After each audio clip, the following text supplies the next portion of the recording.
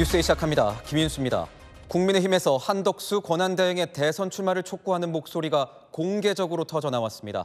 성일종 의원이 시대와 국민의 요구를 외면하지 말고 응답해 주기를 바란다며 한대행의 출마 결단을 구하는 입장문을 냈습니다. 비록 개인명이긴 하지만 국민의힘 의원 수십 명이 뜻을 같이 하고 있는 것으로 전해집니다. 한대행과 신당을 창당하자는 아이디어도 거론된 걸로 취재됐습니다. 오늘의 첫 소식, 최재원 기자의 보도입니다. 국민의힘 경선 후보 등록을 하루 앞둔 오늘, 국민의힘 3선의 성일종 의원이 한덕수 대통령 권한대행의 대선 출마를 공개적으로 촉구했습니다.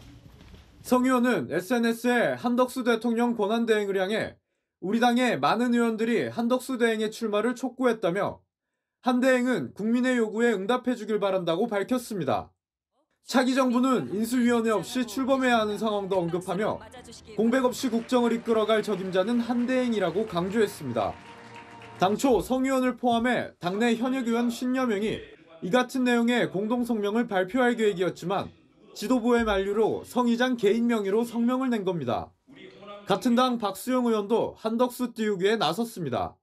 박 의원은 SNS에 2025년 대한민국 대선도 경제가 화두라는 여론조사 결과가 나왔다면서 덕수영의 등판이 기대되는 이유라고 적었습니다. 한대행 출마를 지지한 여권 내에선 한대행을 중심으로 신당 창당 시나리오도 나왔습니다. 한 여권 관계자는 채널A와의 통화에서 20여 명의 의원들이 탈당해서 한대행과 신당을 창당하자는 아이디어도 거론됐다고 말했습니다. 한대행이 출마를 결심한다면 무소속을 출마하기보단 지역 기반이 탄탄한 의원들을 중심으로 새로운 당을 만드는 게 대선 국면에서 유리하다고 본 겁니다. 다만 이 가능성은 희박해 보입니다. 여권 핵심 관계자는 한대행 출마를 지지한다는 의원들은 많아도 실제로 출당할 의원들이 있겠냐며 그만큼 한대행 출마를 바란다는 정도로 이해해달라고 말했습니다. 채널A 뉴스 최재원입니다. 이렇게 한덕수 대망론은 거세지고 있지만 한대행, 국민의힘 경선에는 참여하지 않을 것으로 보입니다. 하지만 그렇다고 이 대선 출마 가능성이 전혀 없는 건 또 아닙니다. 현재 한대행은 과연 어떤 생각을 하고 있을지 김재혁 기자가 취재했습니다. 국민의힘 경선 후보 등록 마감일인 모레까지 한덕수 대통령 권한대행은 대행직을 내려놓지 않을 것으로 보입니다. 사실상 국민의힘 경선에는 참여하지 않겠다는 겁니다. 국민의힘 관계자는 한대행이 후보 등록을 위해 당장 사퇴하거나 별도 메시지를 낼 가능성은 없다고 하더라며 경선 무대에 오를 가능성은 매우 낮다고 말했습니다. 다만 아예 대선 출마 가능성이 사라진 건 아니라는 게 여권의 시각입니다. 경선에는 불참한 뒤 무소속으로 출마해 단일화에 나설 가능성은 여전히 열려 있다는 겁니다. 국민의힘의 한 중진 의원은 대선 출마를 위한 공직자 사퇴 시한은 5월 4일 전까지라며 이때까지 국무총리직을 사퇴하면 대선 출마에는 문제가 없다고 말했습니다. 또 다른 의원은 선출된 당 후보 지지율이 오르지 않고 정권이 민주당에 넘어갈 가능성이 높다고 한다면 한대행 스스로 결단을 내릴 걸로 기대하고 있다며 대선 출마 의지가 없는 건 아닌 걸로 안다고 말했습니다. 당 일각에선 공직자 사퇴 시한 전까지 대미 외교 분야에서 확실한 성과를 보인 뒤 나설 것이란 시나리오도 제기됩니다. 채널A 뉴스 김재혁입니다. 한덕수 대행 출마론이 공개적으로 터져 나오자 당내 경선에 뛰어든 다른 주자들은 불편한 기색을 드러내고 있습니다.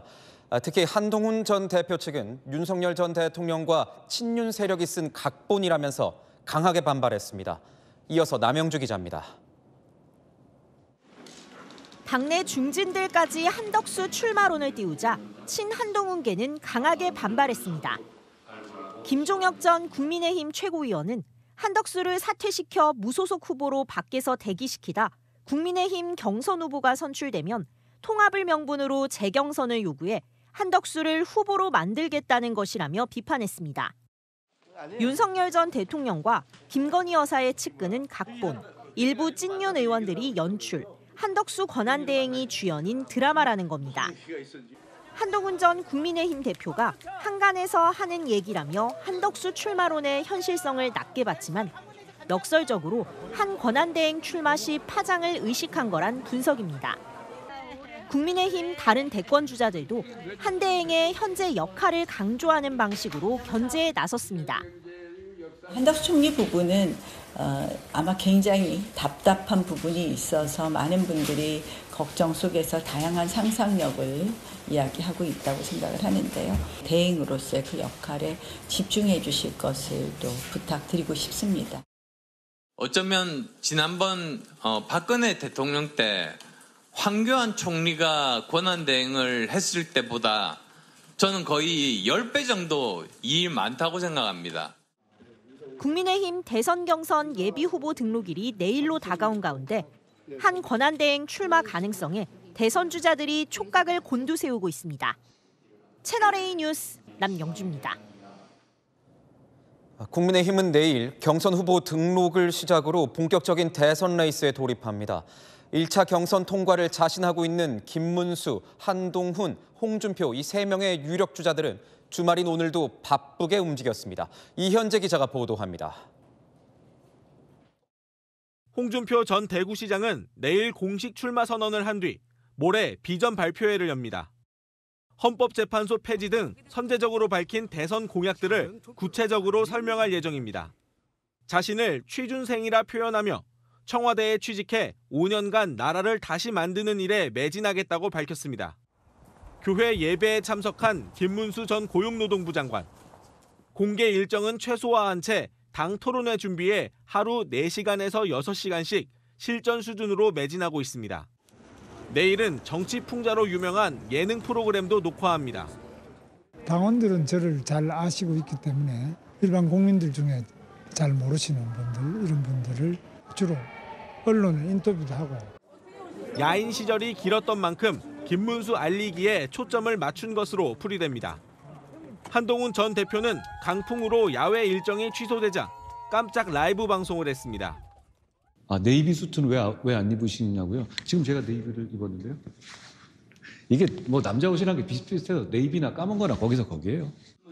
한 언론 인터뷰에서는 이재명 민주당 대표를 막아야 하는 이유는 국민이 위험해지기 때문이라며 국민의 뜻을 잇따라 강조했습니다. 채널A 뉴스 이현재입니다. 국민의힘 대선 경선판은 묘하게 흘러가고 있습니다.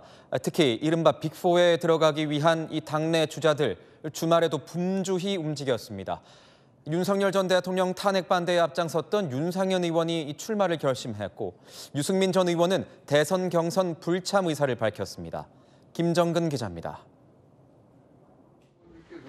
국민의힘 대선 후보 경선에 나선 나경원 의원은 이승만 전 대통령 사저인 이 화장을 방문했습니다. 나 의원은 이 전 대통령의 말을 인용하며 보수 진영의 통합을 강조했습니다. 뭉치면 살고 흩어지면 죽는다. 이승만 대통령의 중요하신 말씀이시죠. 지금 대한민국이 큰 위기입니다. 국민 모두를 함께하는 이런 뭉치는 정치, 통합의 정치가 필요할 거라고 생각을 하고요. 나 의원은 이번 대선을 자유민주주의를 지키는 선거로 규정하며 이 전 대통령의 리더십을 계승하겠다고 했습니다. 안철수 국민의힘 의원은 국회에서 10대 공약을 발표하며 경선 행보를 이어갔습니다.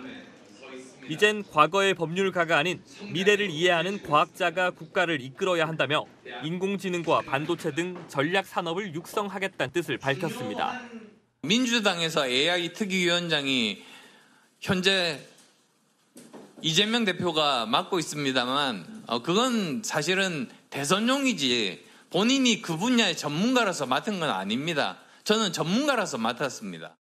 윤석열 전 대통령 탄핵 반대에 앞장서온 오선 중진의 윤상현 국민의힘 의원도 대권 도전에 나섭니다. 윤 의원은 모레 후보 등록을 마친 뒤 국회에서 공식 출마 선언을 할 걸로 알려졌습니다. 반면 유승민 전 의원은 당이 제대로 된 반성과 변화의 길을 거부하고 있다며 당내 경선에 불참하겠다고 밝혔습니다. 다만 대선 불출마까지는 언급하지 않으며 무소속 출마의 가능성은 열어뒀습니다. 채널A 뉴스 김정근입니다. 아는 기자 정치부 홍지은 기자 나왔습니다. 홍 기자, 그래서 한덕수 권한대행은 어떻게 하겠다는 겁니까? 네, 일단은요, 경선 참여는 없다고 봐야겠습니다. 당장 내일부터 이틀간 후보 등록이죠. 한대행 측을 취재해보니까요, 사표를 낼 생각은 없다고 하더라고요. 한 중진 의원은 한덕수 대행은 99% 확률로 경선에 참여하지 않는다고 내다봤습니다. 그러면 대선 출마도 뭐 안 한다는 겁니까? 그러니까 뭐 아예 완전히 이 출마 생각을 접은 거예요? 네, 그건 아닙니다. 경선판에만 참여하지 않는다는 거지 대선 출마를 않겠다고 선을 그은 건 아니라고 하더라고요. 한대행이 결심만 서면 공직자 사퇴 시한인 4일까지만 사퇴하면 되거든요. 그래서 당에선 경선 후보 등록 기한과 한대행의 출마 여부를 바로 연결짓지는 않는 분위기입니다. 다시 말하면 출마할 가능성이 여전히 있다고 보는 겁니다. 그러니까요. 현재 이 대선 출마 가능성이 계속 있다 이런 얘기가 나오고 있는데 그 근거는 뭡니까? 네, 결국 중요한 거는요. 한덕수 권한대행의 결심이라고 할 수 있겠습니다. 그런데 한대행 생각을 잘 아는 측근들을 취재해보니 정권이 민주당에 넘어가는 건 두고 볼 수 없다는 생각이 강하다고 하더라고요. 국민의힘에서 선출된 최종 후보의 지지율이 지지부진하고 유권자의 관심도 초반부터 민주당에 빼앗기는 상황이라면 한대행이 나설 수 있다는 겁니다. 무소속, 창당 이런 얘기가 당에서 나오는 것도 한대행의 출마 의지와 무관치 않을 겁니다. 그러니까 나중에 구원투수로 이 한대행이 나선다고 해도 그 당시가 되면 이미 뭐 국민의힘 후보는 선출이 된 상황일 텐데 단일화가 현실적으로 가능하겠어요? 네, 한대행이 결심한다고 해도요. 결국은 상대 후보가 받아줘야 합니다. 기탁금 3억 원을 내고 어렵게 최종 후보로 선출된 주자가 순순하게 단일화에 응할지는 미지수죠. 한 캠프 관계자는 단일화 상황을 가정조차 하지 않고 있다고 하더라고요. 한대행이 여권 주자로 출마했을 때 본인들보다 경쟁력 있다는 것도 확실하지 않다고 하고요. 그 이후로는 최근 여론조사에서 한대행 지지율이 예상보다 낮게 나온 걸 근거로 대고 있습니다. 결국은 뭐 당내 경선 상황이 중요할 것 같은데 어제는 오세훈 서울시장에 이어 또 오늘은 유승민 전 의원도 불출마 선언을 했습니다. 어떤 파장이 있을 것 같습니까? 네, 탄핵을 찬성하고 그리고 중도 확장성이 강점인 두 주자들이 불출마를 하면서 경선판이 예측하기 어려운 것도 사실입니다. 탄핵 찬성파로 분류되는 오세훈 시장, 유승민 전 의원의 불출마로 한동훈 전 대표의 입지가 커졌다고 볼 수 있겠고요. 반대로 윤상현 의원의 합류로 탄핵 반대파 그룹에 속한 주자들의 입지가 좁아졌다고 볼 수 있겠습니다. 그럼 현 구도에서는 이 탄핵에 찬성한 이 소위 찬탄파 주자들이 유리한 겁니까? 네, 최근 나온 여론조사를 보면요. 김문수, 한동훈, 홍준표 후보는 1차 컷오프 4인에 들어갈 가능성이 높습니다. 남은 한 자리를 두고 치열한 경쟁이 예상되는데요. 탄핵 반대했던 나경원 의원이나 윤상현 의원이 4위 안에 진입한다면 3대1 구도로 흐를 거고요. 탄핵 찬성파인 안철수 후보가 4위 안에 진입한다면 2대2 구도가 될 수 있습니다. 또 하나의 변수가 바로 이 불출마를 선언한 주자들일 텐데 이 주자들이 누구를 지지할까? 이것도 굉장히 중요하지 않습니까? 네, 그렇습니다. 불출마를 선언한 오세훈 시장이 누구를 지지할지, 또 무소속으로 나올지 모르는 유승민 전 의원이 누구와 단일화할지 모두가 관전 포인트입니다. 각 후보들은 일단 오세훈 시장에게 연일 러브콜을 보내고 있는데요. 홍준표 후보는 당장 어제만 해도 오세훈 시장에게 위로 전화를 했다고 하더라고요. 한덕수 대행 출마 변수도 여전히 상수기 때문에 한치 앞을 내다볼 수 없는 경선판인 듯합니다. 네, 잘 들었습니다. 지금까지 아는 기자였습니다. 잠시 뒤에는 대선 출마를 선언한 나경원 의원과 함께 스튜디오에서 이야기 나눠보도록 하겠습니다. 자, 이재명 전 민주당 대표가 내일 AI, 이 인공지능 관련 업체를 방문할 예정입니다. 대선 출마 선언 후 첫 공식 일정으로 이 자리에서 첫 번째 대선 공약도 발표할 계획입니다. 구자준 기자의 보도입니다. 이재명 전 민주당 대표가 내일 AI 반도체를 개발하는 스타트업을 방문합니다. 이 전 대표가 그동안 강조해왔던 경제 성장 행보로 대선 경선 첫 공식 일정을 시작하는 겁니다. 최근에 특정 창업 기업이 다른 나라에 인수 합병되는 것보다는 국내에서 투자를 유치하는 것이 낫지 않겠냐 이런 논란이 벌어지기도 합니다. 정부의 역할이 더 중요한 시대가 다시 도래했다. 이 전 대표는 현장에서 국내 AI 산업 분야에 대한 비전과 지원 정책이 담긴 첫 번째 대선 공약도 발표할 예정입니다. 이 전 대표 측은 첨단 산업에 대한 국가 주도 투자의 필요성을 강조하는 내용이 담길 것으로 보인다고 밝혔습니다. 앞서 이 전 대표가 밝힌 한국판 엔비디아 육성을 위한 국부펀드 정책 구상도 함께 본격화될 것으로 보입니다. 정부 단위의 인력 양성, 또 대대적인 기술 개발, 연구 개발 투자 그렇게 하면 다시 또 살아날 수 있습니다. 이 전 대표 측은 공약 개발과 더불어 안규백 의원을 특보단장에 임명하는 등 캠프 구성에도 박차를 가하고 있습니다. 채널A 뉴스 구자준입니다. 김경수 전 경남지사가 민주당에서 네 번째로 대선 출사표를 던졌습니다. 김동연 경기지사를 포함한 비명계 주자들은 이재명 전 대표 추대를 위한 들러리가 될 수 있다면서 현재 당내 경선 룰을 비판했습니다. 이상원 기자입니다. 김경수 전 경남지사가 세종시청을 찾아 대선 출마를 선언했습니다. 김 전 지사는 행정수도 세종시 이전을 공약으로 내세웠습니다. 행정수도는 이곳 세종시로 완전히 이전하겠습니다. 내란의 상징인 용산을 더 이상 대통령실로 사용할 수 없습니다. 고 노무현 전 대통령의 마지막 비서관으로서 과거 노 전 대통령이 추진했던 지방분권을 계승하겠다는 겁니다. 김 전 지사가 합류하면서 민주당 대선 후보 경선은 이재명 전 대표와 김동연 경기지사, 김두관 전 의원까지 4파전 구도로 윤곽이 잡혀가는 모습입니다. 비명계 주자들은 당원 투표와 국민 여론조사를 각각 50%씩 반영하는 당내 경선 룰에 대한 불만을 쏟아냈습니다. 지금 룰대로라면 이재명 전 대표를 위한 어대명 추대 경선이 될 수 있다는 겁니다. 지금의 이 경선 룰 진행되고 있는데 들러리 경선, 또 의미 없는 경선으로 가는 것 같아서 대단히 유감이다. 또 다른 비명계 주자로 거론돼 왔던 전재수 의원은 오늘 대선 불출마를 선언했습니다. 채널A 뉴스 이상원입니다.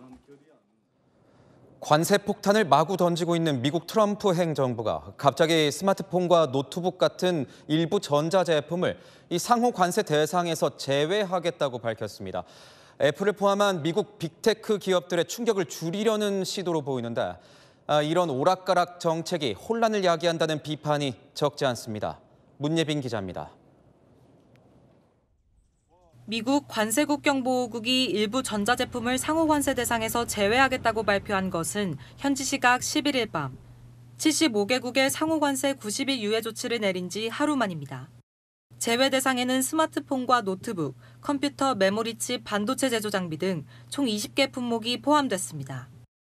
이로써 공급망 대부분이 중국에 집중된 애플이나 중국에 생산 기지를 둔 삼성전자, TSMC 등이 펜타닐 관세 20%만 부담하게 된 겁니다.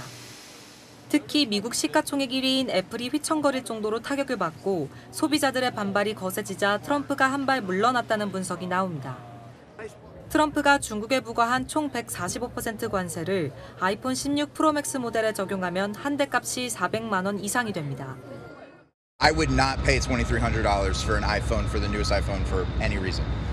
No. 다만 미 백악관은 이번에 제외된 반도체에 대해서는 자동차, 철강, 의약품 등과 함께 품목별 관세로 재부과할 뜻을 밝혔습니다. 현지 언론들은 이중과세를 막기 위해 반도체를 상호관세에서 일시 제외한 것이라는 해석을 내놨습니다. I'll give you that answer on Monday. We'll be very specific on Monday. 현지에서는 관세 폭탄을 남발한 뒤 분리하면 전략을 수정하는 트럼프의 오락가락 정책이 혼란을 야기한다는 비판이 거세지고 있습니다. 채널A 뉴스 문예빈입니다. 미국의 연이은 초강력 관세 정책은 미국을 넘어 전 세계를 뒤흔들고 있지만 정작 트럼프 대통령은 여유를 과시하고 있습니다. 이번엔 종합 격투기장을 찾았는데 한 여성의 악수 요청을 무시하는 장면이 찍혀서 논란이 되고 있습니다. 무슨 일인지 송진섭 기자가 취재했습니다. 손자 손녀와 함께 종합격투기 경기장에 들어서는 도널드 트럼프 미국 대통령에게 관중들이 환호를 보냅니다. 트럼프는 보건복지부 장관 로버트 케네디 주니어와도 포옹을 했습니다.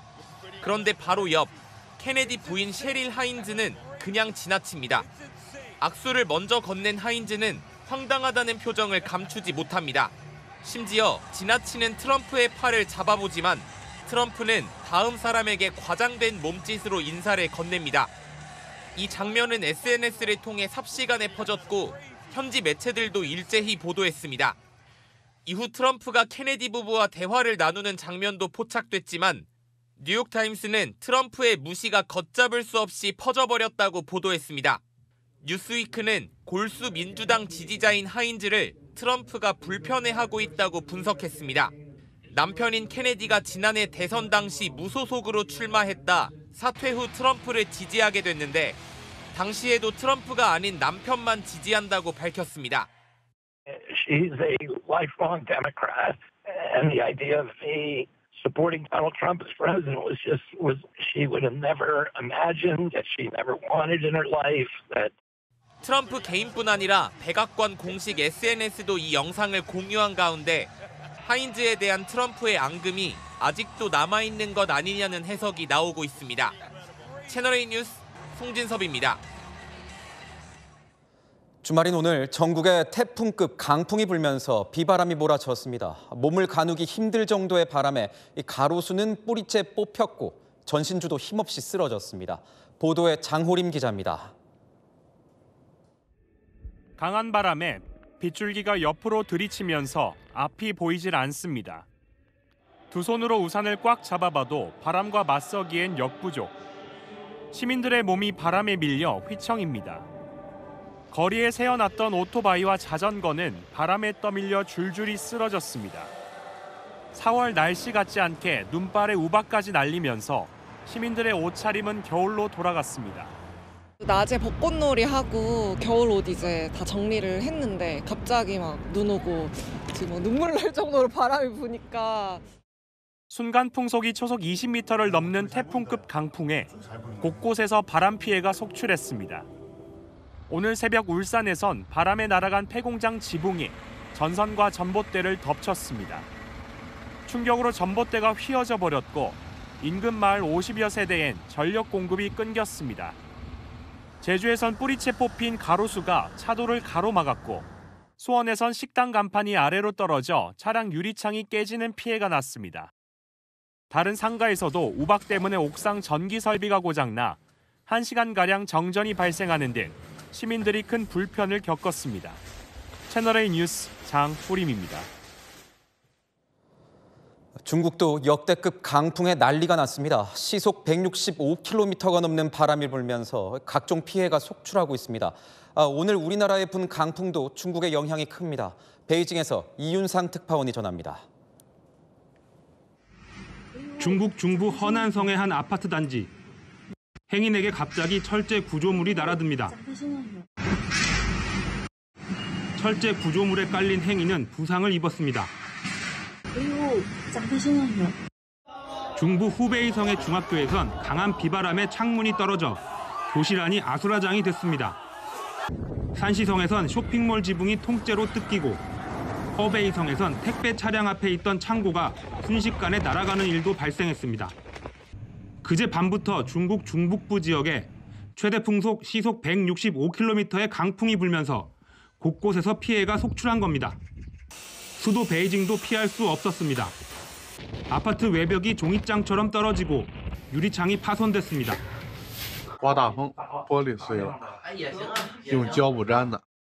강풍의 영향으로 베이징 곳곳에 이렇게 나무들이 기울어지고 부러져 있습니다. 베이징시는 파손된 나무가 1,200그루에 달한다고 밝혔습니다. 현지 매체에 따르면 중국 전역에서 3,200여 편, 베이징에서만 900여 편의 항공편이 취소됐습니다. 인명, 재산 피해 규모가 정확히 집계되지 않은 가운데 일부 지역에선 체중 50kg 이하의 시민은 외출을 자제할 것을 권고하기도 했습니다. 중국 기상당국은 내일 오후쯤 강풍이 잦아들 것으로 내다봤습니다. 베이징에서 채널A 뉴스 이윤상입니다. 광명시 신안산선 공사 현장 붕괴 사고 소식입니다.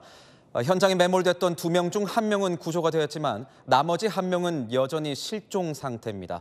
2차 사고 우려에 한때 중단됐던 구조 작업이 다시 재개됐습니다. 현장 취재기자 연결하겠습니다.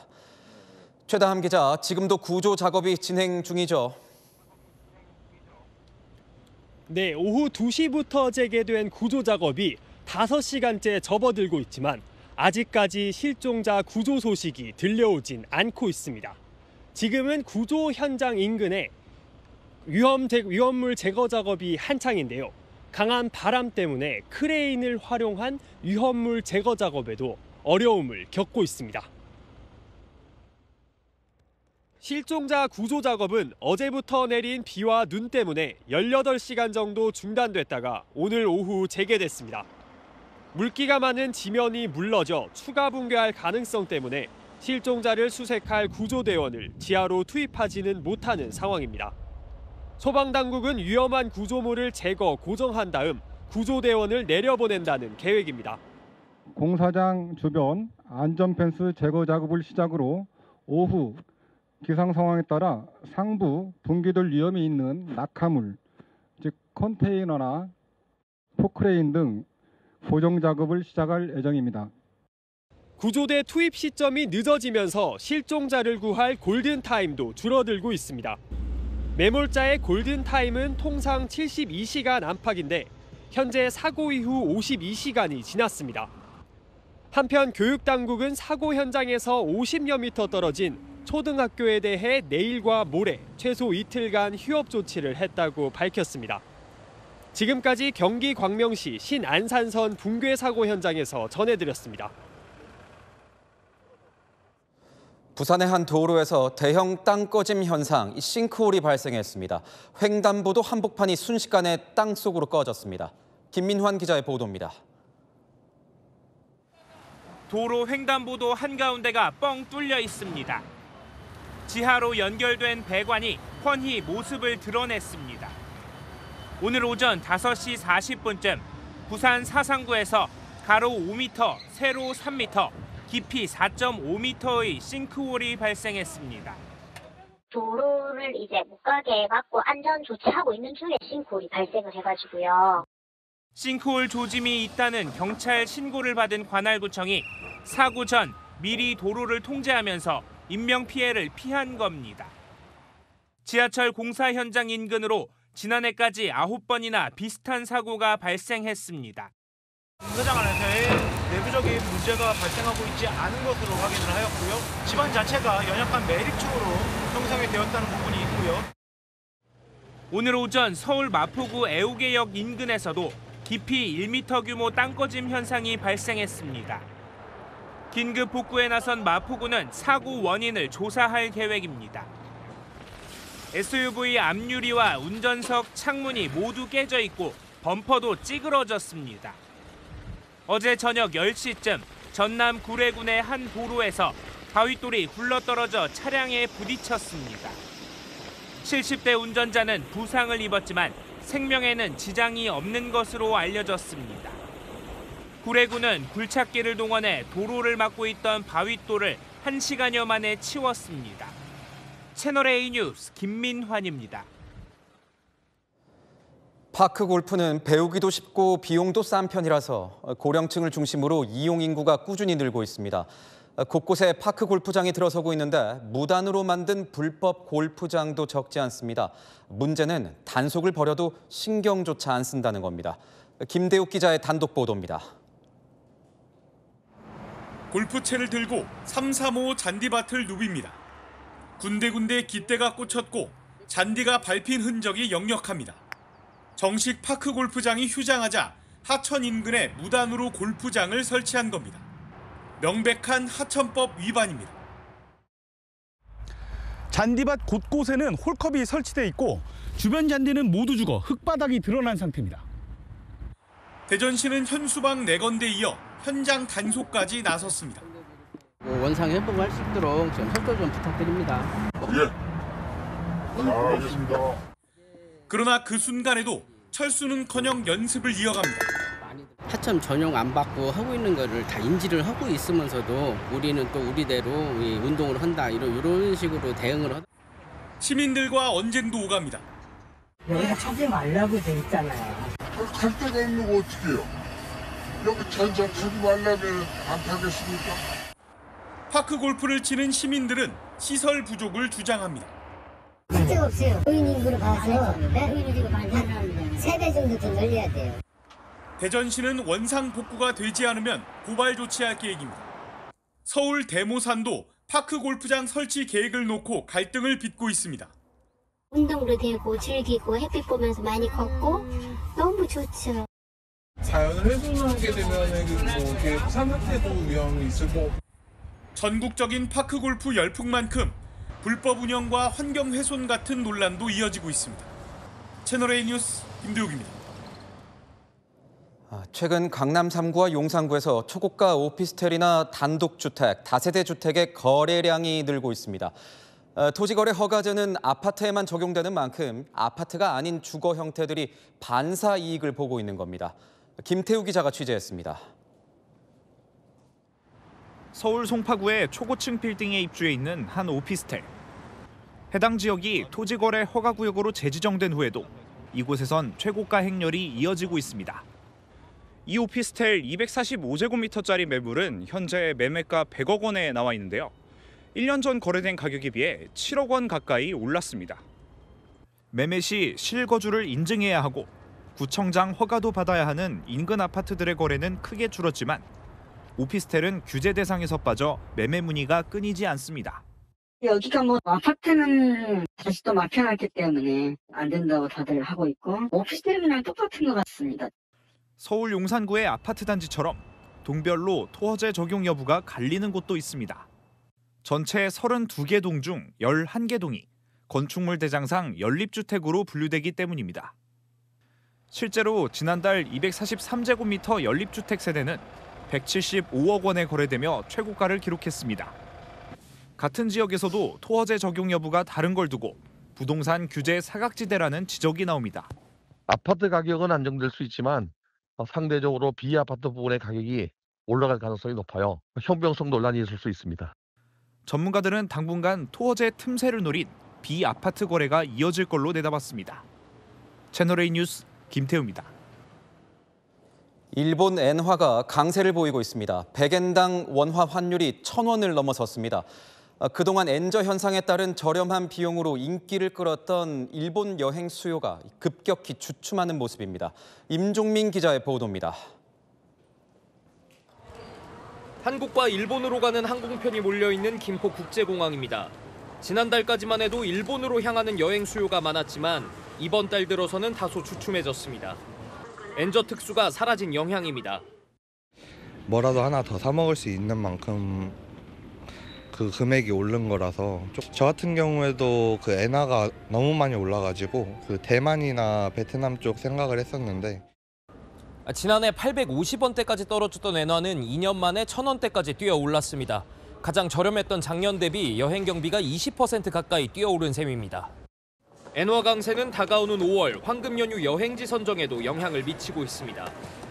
실제한 여행사의 5월 첫째 주 예약량을 살펴본 결과 일본 여행 예약량은 전년 대비 45% 감소했습니다.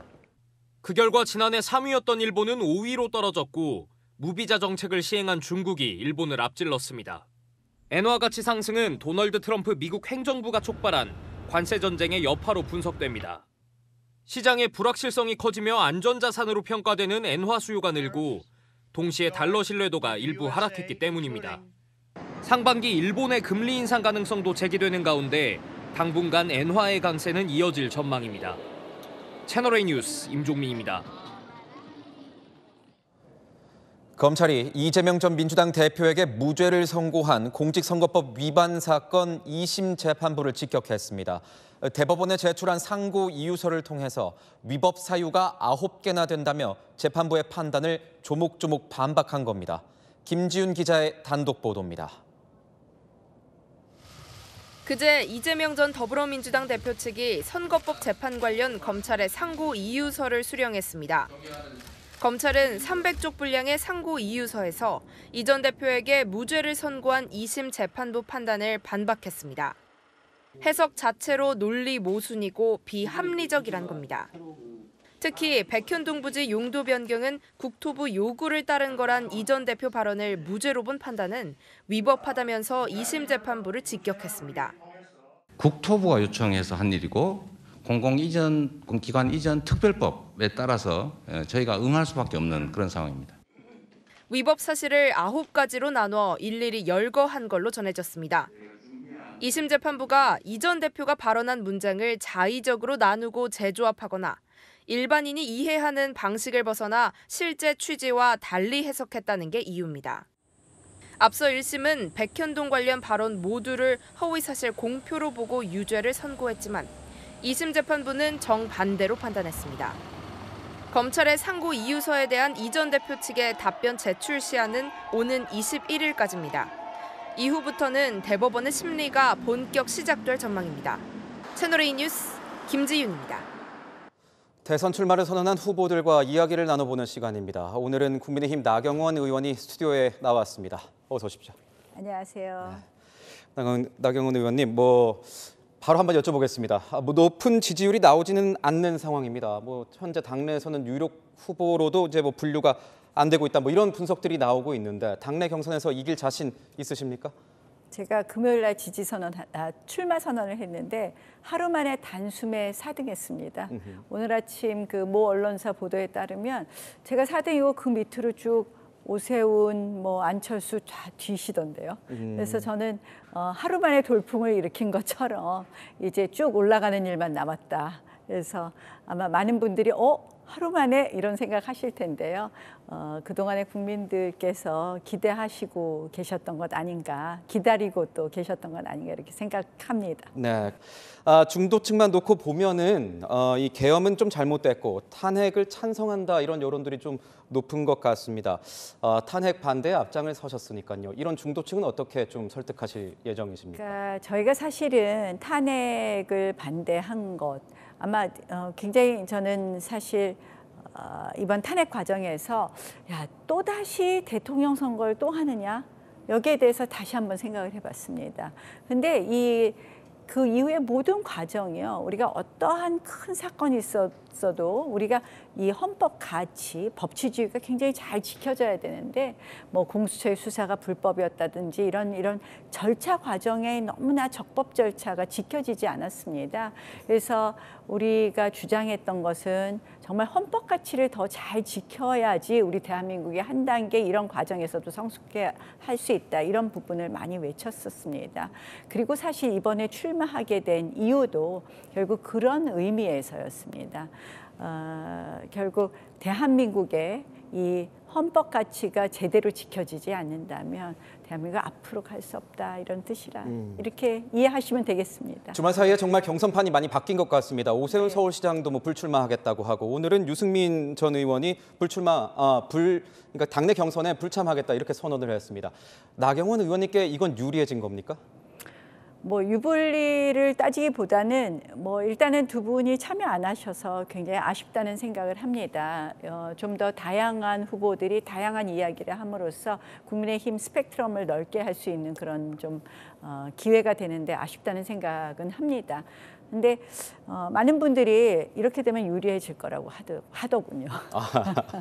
그러니까 사실은 이제 우리가 조금 더 오른쪽 왼쪽 이런 이야기도 하지만 오세훈 시장 같은 경우는 서울을 기반으로 하고 계신데 제가 아무래도 서울을 기반으로 한 정치인 아닙니까? 그래서 서울의 많은 유권자들이 저에게 좀 더 관심을 가지시지 않을까 이런 생각을 해보고요.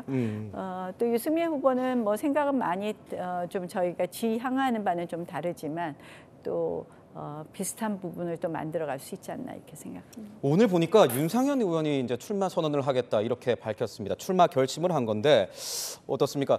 나경원 의원님과 이번 탄핵 전국에서 굉장히 이미지가 겹치게 됐다 이런 얘기가 많이 들리는데 이러면 좀 불리해지는 것 아닙니까? 조금은 또 결이 다른 부분이 있는 것 같습니다. 근데 저는 뭐 특별히 이것이 유불리의 문제는 아니라고 생각을 하고요. 제가 이번에 출마하게 된 그 이유 중에 하나는 사실은 우리가 지금 이 뭐 최근에 보면 자유민주주의라든지 시장경제라든지 법치주의 이 삼각축으로의 헌법 가치가 대한민국을 이만큼 만들었는데 그것이 좀 흔들리는 부분이 있어서 뭐 그 탄핵 과정에서도 많이 얘기를 했고 그런 어떤 원칙을 말하는 데 있어서 윤상현 의원님하고 저하고는 좀 백그라운드가 좀 달라서요. 그런 부분의 가치를 잘 지킬 수 있다는 생각도 믿음도 드릴 수 있고 또 하나는 역시 의회 이 정치의 복원이 굉장히 필요한 시기라고 생각을 해요.